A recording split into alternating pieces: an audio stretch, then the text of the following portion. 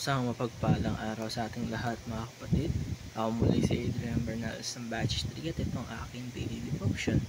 At ngayong araw ay pag-uusapan natin kung mayroong ka bang sakit o karamdaman at grace in glory.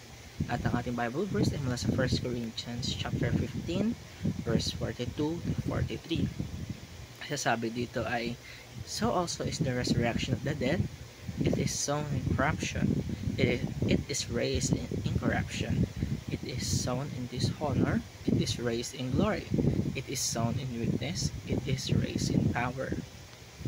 Kaya mga kapatid, isa sa mga pinakamahirap na pinagdadaan natin bilang tao ay ang ating mga karamdaman at sakit.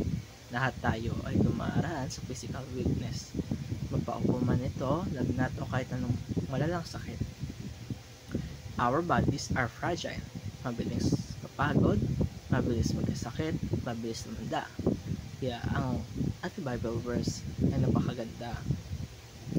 Dahil katawan natin ngayon na kahit maarupok ay hindi mananatiling ganito magpakailanman. Our bodies are expiring so fast. Isipin natin mga kapatid, araw-araw ay lumilipas at kasama nito ay unti-unti ring humihina ang ating katawan. Minsan ay mararamdaman natin na dati kaya natin gawin ng mga bagay na ito, pero sa panahon ngayon ay parang mabigat na ito, hindi na natin kaya. This is the reality of our temporary life. Pero hindi ibig sabihin nito na wala ng pag-asa. Our bodies are redeemed by Christ. Ang maganda nito mga kapatid, si Kristo ay hindi lang namatay para sa kaluluwa natin, kundi para sa buong pagkatao natin, including our bodies. Binili niya tayo ng kanyang dugo, at dahil doon, hindi lang kaligtasan ng binigay niya, kundi pati katiyakan ng ating mga katawan ay may kinabukasan. We may suffer now in this temporary tent, pero alam natin na we are redeemed and secured in Him. Our bodies will be raised in glory. Ito ang pinakamagandang parte, dahil sabi ng Apostle Paul, katawan na sadyang mahina ay muling bubuhayin ng malakas.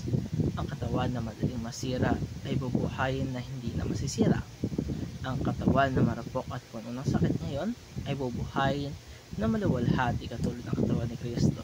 Matapos siyang mabuhay muli, hindi po ito panaginip lamang, kundi isang katiyakan sa lahat ng sumasampalataya kay Jesus.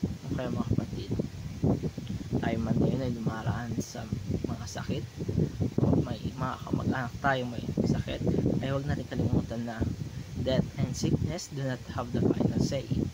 Kay Kristo ay mayroon tayong glorious and hope. Hindi natatapos ang lahat ng ito, at ay simula pa lamang na mas maganda ang kalalagyan na naghihintay sa atin sa piling ni Kristo.